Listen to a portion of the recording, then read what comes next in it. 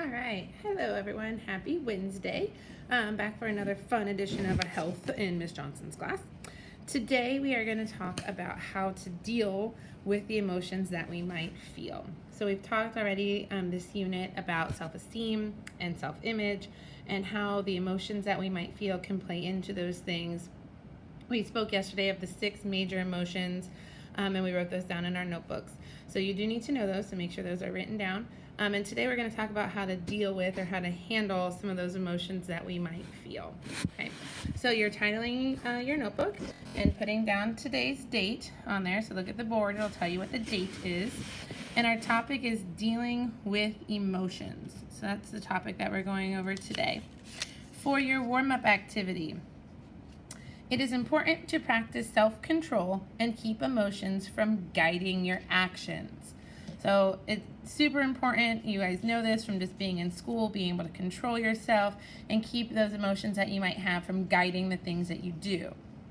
This is just a list today, so you don't need to write sentences. List in your journal any possible sources of help you could go to if you are having a difficult time with your emotions. It's super important to be able to have a group of people or a list of different options for when you're really struggling with dealing with the emotions that you're feeling. Whether those feelings be sadness or their anger or their fear or even if they're guilt. So if you're having a hard time with those emotions, you need to have a group of people or a list of people, a list of options of where you can go. So you're just listing in your journal today any possible sources of help that you could go to if you are having a difficult time with your emotions. So pausing our video now, and you're going to complete the warm-up. Okay, moving on to our notes. So remember, turn your page over. This goes on the back of the page, and we're working on notes now. Okay, number 1 says, negative emotions can sometimes build up in the body when a person refuses to accept or deal with them. This can lead to stress and can even cause sickness. Okay? You have to deal with your emotions. You have to understand what you're feeling, and you have to be able to have the resources to deal with them. Sometimes the emotions can be dealt with on your own through simple things such as exercising or going for a walk or finding what you love and going to do that, having something that makes you laugh and watching maybe a video or something. So sometimes your emotions can be handled on your own and you're able to just process what you're feeling, whether it's frustration or anger or sadness or just complete misery over a situation that's happened or something that's occurred in your life. But it is super important that you have a way to deal with them because they do build up in your body. They can cause stress. Stress definitely causes sickness. And just the emotion buildup can cause physical sicknesses. So the next thing in your notes says, can you think of a time when an emotion that you were feeling actually made you physically sick? Okay, and it could be any emotion. We've talked about the major 6, but it could be any of the emotions. And I just want you to kind of write a couple sentences about a time in your life when an emotion that you were feeling actually made you physically sick. Okay, it could have been something as simple as before a test you felt like you were going to throw up. It could have been feeling stressed before playing a game. It could be just that you're so afraid, like you did something so bad at school and you are so afraid to go home to your parents and about what they might say or do, that you actually start getting a headache or you just start getting nauseous, or you feel lightheaded. So any kind of, it could be something way bigger than the things I'm talking about, and it could be something a little bit easier, but think of a time where the buildup of emotions caused some kind of negative reaction in your body. And it could even be something as simple as being a little bit afraid to perform in a choir performance, and so your palms get all sweaty and you start to feel flushed and really hot. So it actually starts to make you feel sick. like I said, lightheaded or dizzy or just like sweating to death. So sometime where that buildup of emotion caused you to start to feel physically sick. Okay, our next part of our notes. To help deal with emotions, you have to ask yourself the following questions. What is the emotion that I'm experiencing? You can't deal with the emotion if you don't know what the emotion is. So you have to be able to figure out, you can't just be like, I don't know what's making me like this. You have to be able to understand what you're experiencing and what you're feeling. So what emotion am I actually experiencing? What is causing me to feel this way? Why do I feel sad? Why do I feel angry? Okay, why am I happy? What's causing me to feel like this? What are some ways that I could react to this emotion? So there's always lots of ways to react. You could react in a positive way, or you could react in a negative way. So think through the ways that you could react to the emotion. And then the last one says, which response would be the most positive or the healthiest? So that's our 4 questions that we're going to go through. What emotion am I experiencing? What is causing me to feel this way? What are some ways that I could react to this emotion? And which response would be the most positive or the healthiest? So that's something that will be on your test. So make sure that you have those in your notebook. We're going to go through a situation here, kind of together. And this says, and I'm going to put a thing on the top here. Dean and Jerry are twins. They are having an argument over what to watch on TV. Dean was watching a baseball game when Jerry came in, took the remote, and switched to a reality show that he likes.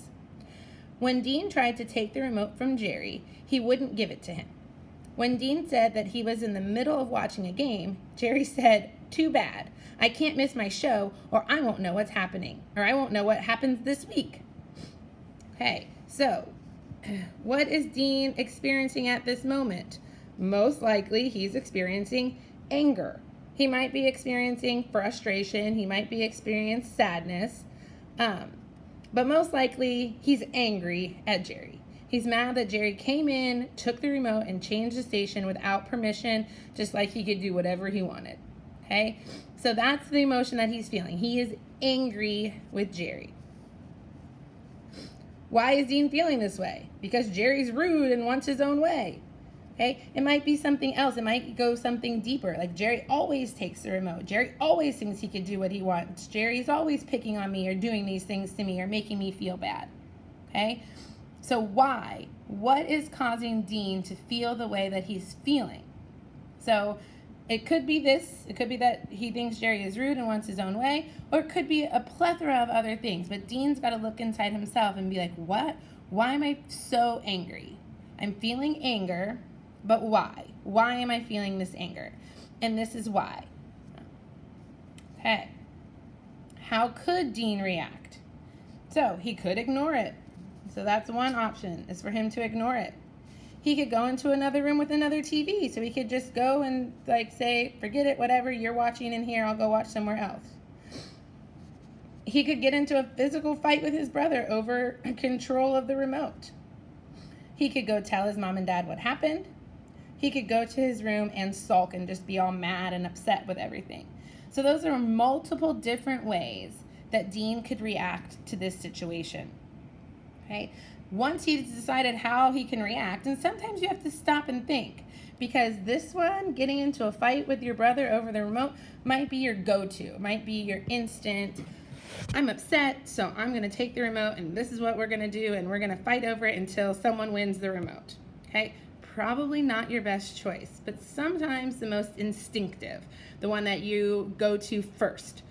Even with my own kids, I noticed that my daughter, who is so rule follower, super well behaved, her first instinct even is to punch her brother if he takes something from her, or after she asks for it, if he refuses to give it back, she is like in attack mode.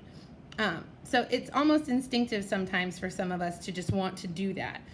Not a best choice, which is why you need to think through other options. And that's a life skill, something that will take you far in life, being able to resist the urge to go up for your first instinct, think through your possible outcomes, and decide, hey, which one of these is the healthiest? Which one is going to give me the results that I want without me getting into trouble or without me feeling more angry or more emotions? Okay, so that's what you're looking for. So then we're going back to our last thing. What is the healthiest way for Dean to deal with this situation?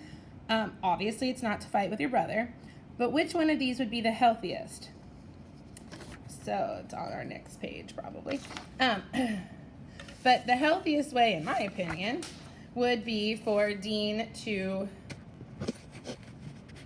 bring in an adult.